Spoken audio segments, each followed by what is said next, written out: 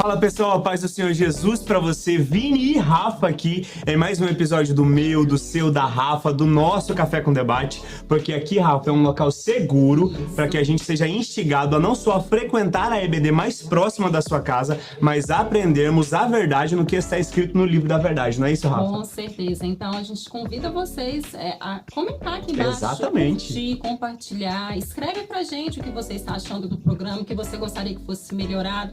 Quem sabe você pode ser o próximo a estar aqui conosco, compartilhando do seu testemunho. Ainda mais em que hoje nós vamos receber como convidado um cristão, pastor, cheio do conhecimento da palavra. Pregador, então está imperdível. Isso aí, lembrando que a gente pede a sua participação, porque, Rafa, é sobre engajamento? Não. É sobre relacionamento. A gente tem interesse de saber o que você tá achando e se você tá conseguindo entender a nossa linguagem. Exato. Porque assim o evangelho se expande através da minha, da Rafa e da sua vida também.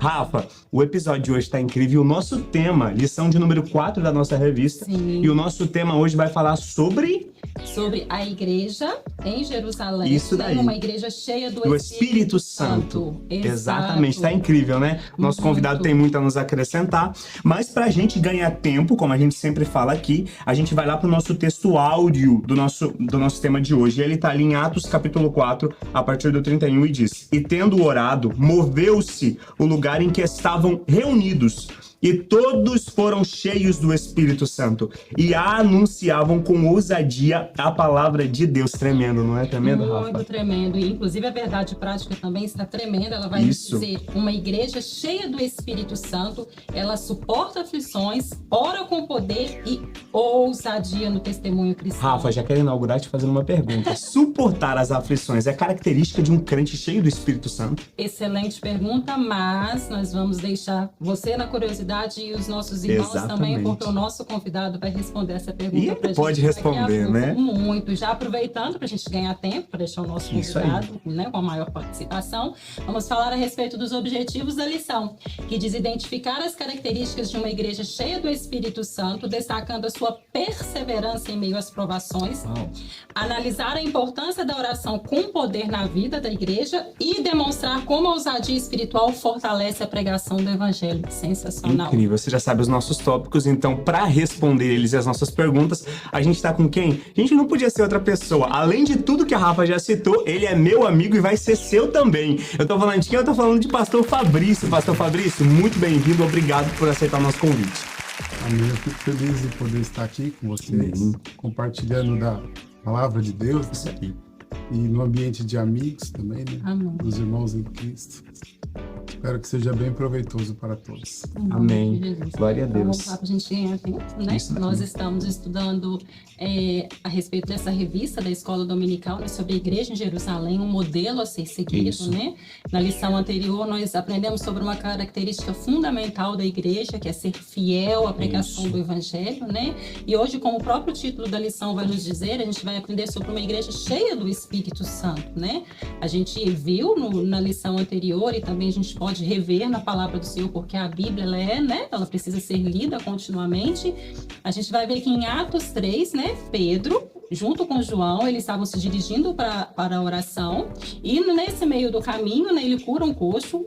Isso causa um alvoroço, né? As pessoas se juntam até eles no pórtico de Salomão, e Pedro, com a sensibilidade do Espírito Santo, percebe o que estava acontecendo e inicia a sua pregação. Pregação essa que tem vários ensinamentos. Se você não participou da EBD no domingo passado, sinta-se à vontade para voltar um vídeo do Café com Debate e rever o que a gente está falando aqui, para você aprender um pouco mais junto com a sua Bíblia. Não esquece da sua Bíblia. Exatamente. E a palavra vai nos dizer que em Atos 4, enquanto eles ainda falavam, enquanto eles ainda pregaram, chegaram algumas autoridades, né? E eles ficaram ressentidos, porque eles falavam a respeito de, em Jesus, a ressurreição dos mortos, né? Eles então fazem o que? Eles prendem Pedro e João. Sim. E quando eles prendem Pedro e João, eu acho lindo que a palavra vai dizer assim, que já era tarde, porque muitos já tinham crido e já tinham se adicionado à igreja outros cristãos. A palavra, ela tem um poder, né? Assim, que em palavras a gente não consegue descrever. E quando eles são presos, as autoridades começam a interrogá-los, né? Só que quando eles começam a interrogá-los, Pedro, cheio do Espírito Santo, afirma: não há salvação a não ser em Jesus Cristo. Isso. Aí as autoridades percebem, eles já estiveram com Jesus. Sensacional. Uau. É o que a gente já viu no episódio anterior. Cheio do Espírito Santo. Incrível como se completa, né? Muito, muito, muito. Eles então continuam questionando e pensando, mas o que nós vamos fazer? Como nós vamos parar eles? Eles tentam persuadir eles a dizer, olha, vocês não podem, ordenam a eles que eles não podem continuar falando no nome de Jesus. Mas eles não recuam, eles se mantêm firmes, né? A defesa da sua fé, e eu acho isso lindo. Eles então, sem ter o que fazer, eles soltam eles. E quando eles são soltos, Pedro e João, eles se juntam aos outros irmãos, e quando eles se juntam, a palavra vai dizer que, unânimes, eles levantam uma oração ao Senhor, né? E eles pedem ao Senhor ousadia para pregar a palavra, né? Eles pedem para ser usados na pregação da palavra. E a palavra vai dizer que quando eles oram, o lugar treme, e eles são cheios do Espírito Santo. E a partir daquele ser cheios do Espírito Santo, eles começam a falar a palavra com ousadia. Então, e nisso a igreja ela cresce, né, Pastor Fabrício? E a respeito disso, dessa ousadia de anunciar a palavra, das aflições que Pedro e João tiveram, que são exemplos para nós, né, ensinamentos para nós, eu queria já aproveitar a participação do nosso convidado, claro, para dizer, Pastor Fabrício, suportar as aflições e o sofrimento é um tipo de igreja ou é uma característica de quem é cheio do Espírito Santo? Pergunta. Compartilha com a gente, por favor, os seus conhecimentos, que eu sei que são grandes. Eita. Bom, essa pergunta ela é interessante, porque assim, tipo de igreja, né, eu acredito que não seria, né, porque a igreja não existe um tipo de igreja que sofre, né.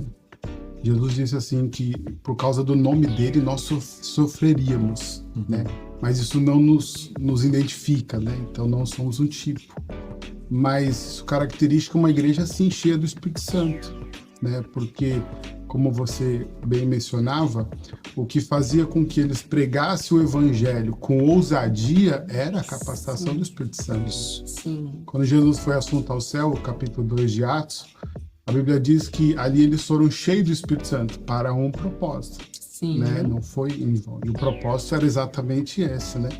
Porque eu gosto dessa ideia e dessa fala, porque enquanto Jesus esteve com os discípulos, Jesus tomava a frente. Sim. Né? Enquanto Jesus esteve com eles, tomava a frente. Por exemplo, quando eles foram enviados 70, eles foram enviados, mas tinha uma palavra do Senhor na frente deles. Vai. Mas enquanto Jesus estava com ele, eu falei muito gosto já, né? Tá ficando muito repetitivo. Mas com essa expressão eu gosto, a gente rouba muito dos outros, né? E todo mundo fala, né? Eu gosto disso, eu amo a Bíblia toda, vai encerra isso.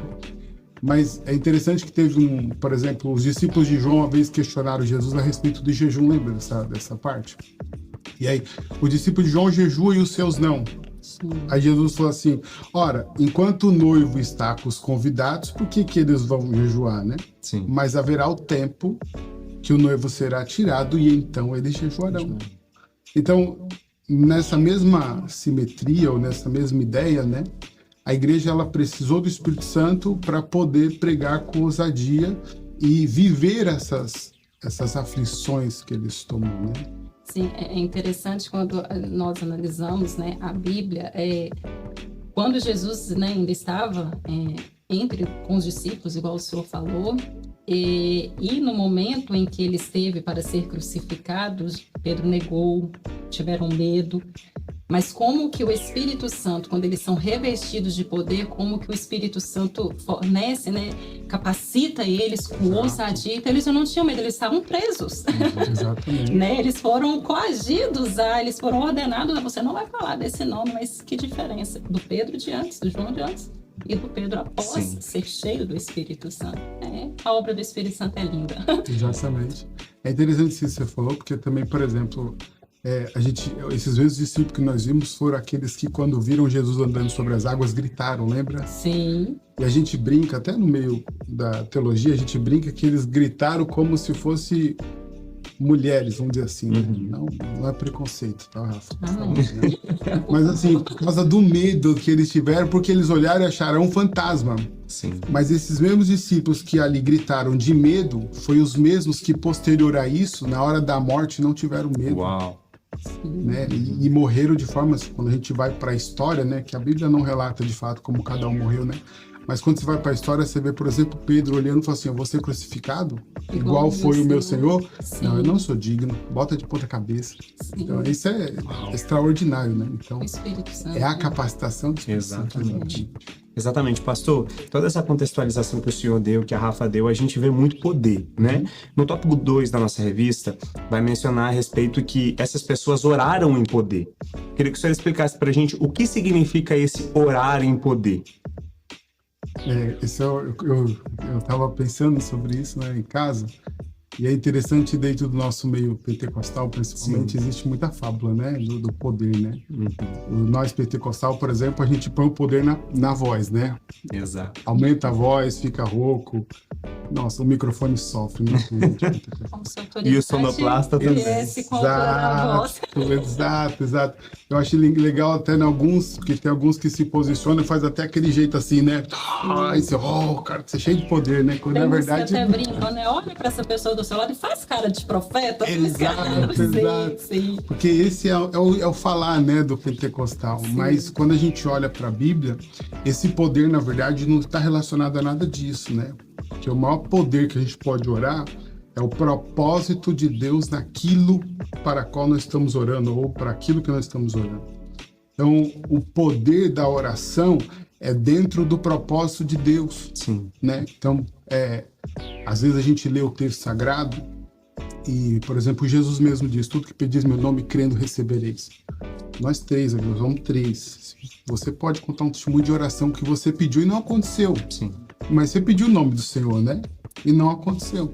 E esse contexto, muitas das vezes, faz com que a gente olhe para o texto e diz assim, desmereça o texto.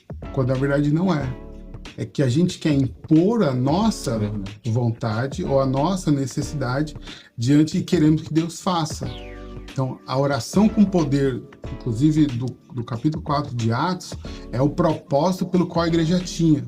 Ninguém tinha o objetivo de si mesmo, né? Sim. O olho deles, ou a mente deles, ou o desejo deles, não estava em seu próprio umbigo, né? Assim dizendo, né?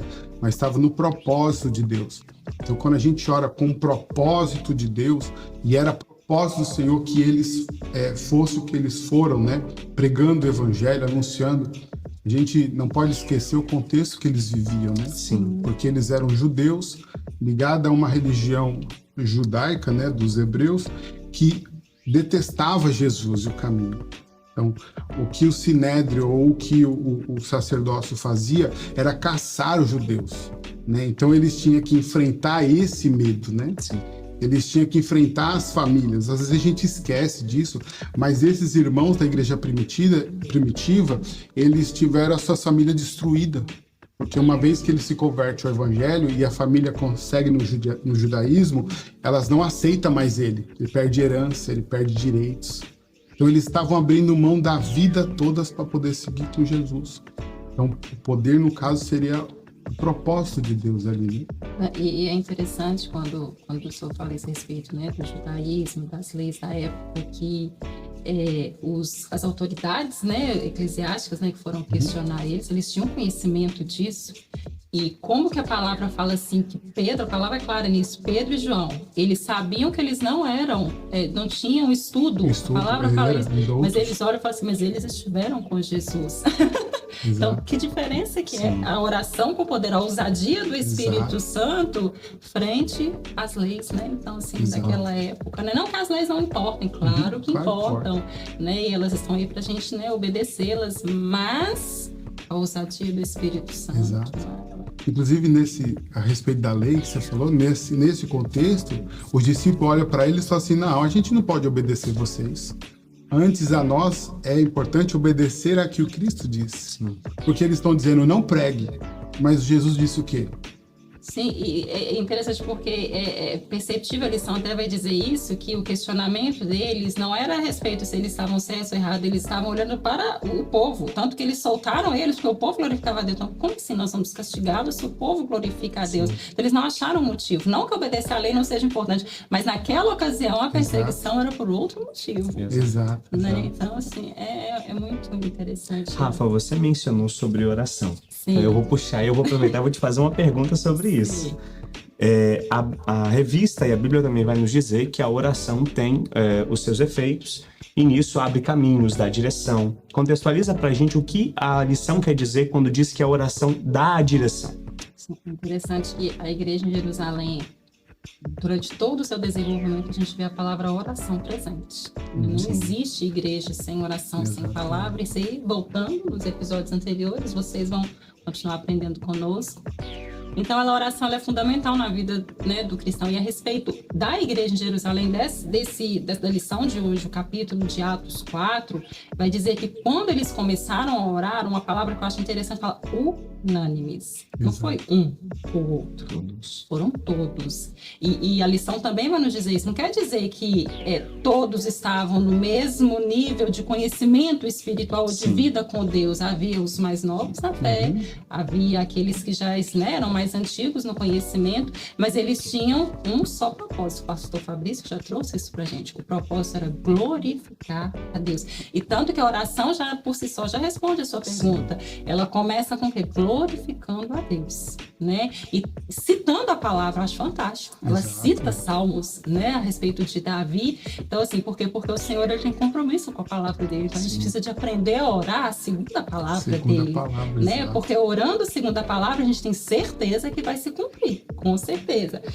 E também porque eles começam a apresentar ao Senhor que eles estavam passando, pedem ousadia, ou seja, eles pedem direção, eles pedem capacitação, eles pedem poder. Então, para mim, é sobre isso, uma igreja com oração, segundo a oração que eles fizeram, com direção, com capacitação que nós precisamos de aprender. Exato. Pastor, vamos aproveitar. Existem alguns irmãos da nossa igreja que tiveram algumas dúvidas a respeito desse assunto. E a gente tem um quadro que é, você pergunta e a gente responde. O senhor topa responder uma dessas perguntas? Se eu puder. Beleza? Vamos lá, a gente sabe que sim. Vamos lá. Pessoal, do Café com Debate, temos uma pergunta do nosso irmão Gil e você responde. Ser cheio do Espírito Santo está diretamente relacionado aos dons espirituais? E como ser cheio? Responda aí, pessoal. É uma dúvida de muitos, você sabe, né? Fala, pastor, o senhor vai falar e eu vou anotar a sua resposta. Por exemplo, a nossa igreja, ela entende, né?